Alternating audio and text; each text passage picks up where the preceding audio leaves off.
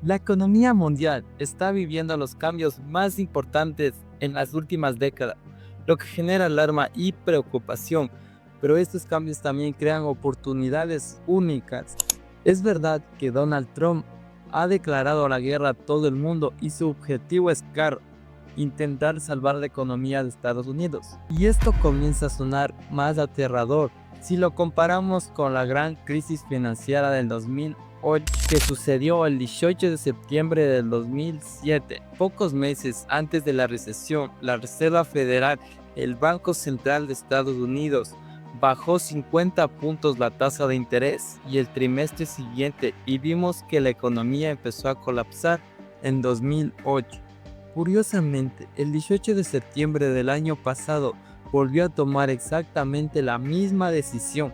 ¿Será que la caída que veremos ahora es señal de lo que viene? En este caso, no se trataría de la exposición de una burbuja inmobiliaria, sino nos dicen los medios de comunicación de una crisis desatada por la guerra comercial total de Donald Trump. Pero, ¿realmente así es? ¿O son solo los medios buscando manipularnos? Aquí estamos para hacer un análisis profundo del tema, para que entiendas los cambios que están sucediendo y qué oportunidades únicas hacen para que quienes buscamos protegernos y crecer en nuestros tiempos de incertidumbre. Incluso en los 80, donde ahí empezó la impresión de dinero, principalmente porque la deuda dejó de ser tan elevada. Entonces, incentivar el crecimiento y permitir que las personas pudieran acceder a costes cada vez más altos abrieron las puertas a la que la deuda, tanto empresarial, privada o individual, y llegamos a un punto donde esto no es sostenible. Pero ¿qué fue el 2008? El 2008 en el mundo se dio cuenta que no podía pagar sus deudas y entramos en una espiral de deuda. Porque básicamente la deuda va aumentando, no hay crecimiento, el crecimiento es negativo porque cada vez somos menos. Entonces, ¿cómo pagaríamos la deuda?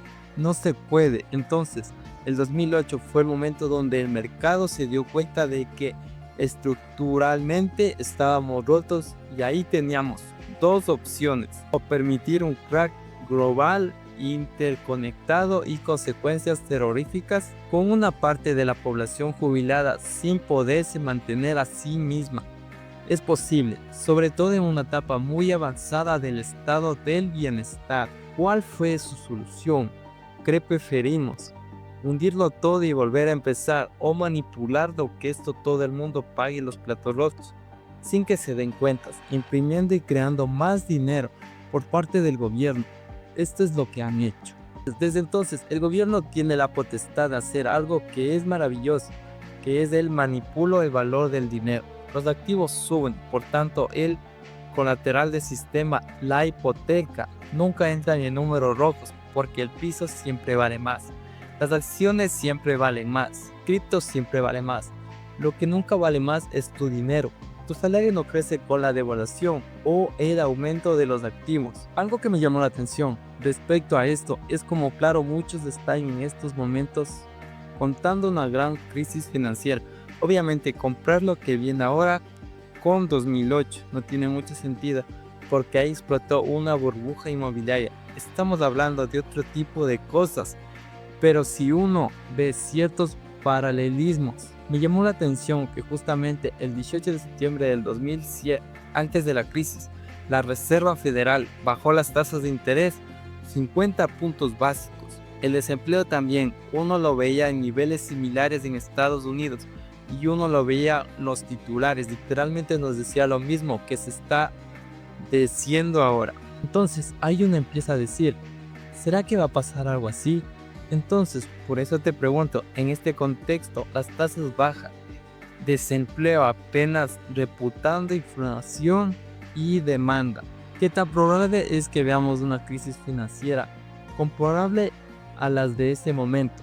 Es imposible que nos va a pasar, que esto es una ilusión y que seguiremos en un mercado cíclico, sin rumbo y sin subidas, sin grandes caídas, con un progresivo crecimiento, sobre todo el tecnológico y en cripto.